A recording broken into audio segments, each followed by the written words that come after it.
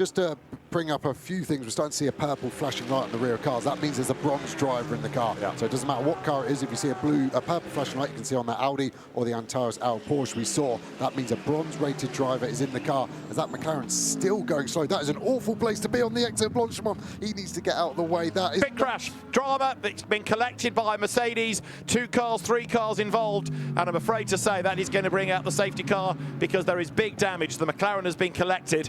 It was a brake issue, we understand, for Alessio Rivera. There's a yellow flag in Sector 3, but you were calling that as being in an awkward place, and I'm afraid that the CSA Racing McLaren has been collected. There's debris all over the racetrack, and so we anticipate the race to be neutralised. Well, number 9 got away, thankfully. There's a full course yellow coming to slow everybody down. I think the Porsche of Laurin Heinrich is one of the cars that has been eliminated in all of that, and there are others.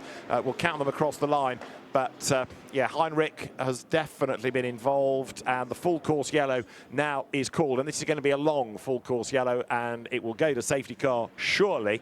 But that McLaren, yeah, you were right, it was an awkward part of the racetrack, and had he just gone a little bit to the right and stepped off onto the runoff area, it could have been a different story. However, we are where we are, and a full course yellow called. So Laurin Heinrich's Porsche has not made it through at the end of the lap, and others may well have been involved from lower down the order in the traffic.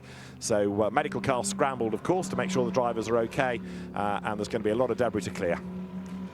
Yeah, I think speechless is probably the best thing I should say right now. But we said it earlier with the Audi, the puncher, when they go around Blanchimont, drivers tend to go to the runoff area because it is a blind corner taken at 240 kilometers an hour. Look at the damage on the front of that Kessel Ferrari. I can't work out if that's its own bodywork or part of another car. I feel that's a CSA McLaren side part, and it's the LTR radio. I've seen enough because I've crashed enough of them to know like of it. So I actually think he just needs to slow down, and it will get off the front of the splitter. But that Porsche looked like a toboggan. It didn't have any front wheels as it was bouncing across the grass there, and that's always the most gutting part of any accident is when you see an innocent car like Laurin Heinrich there just wiped out of this race through no fault of his own. And I actually think that could have been a lot worse. I think there was some amazing driving, starting all the way really from Gounon down to Engel, Martin, Picarello, Donna. All of these drivers missed it,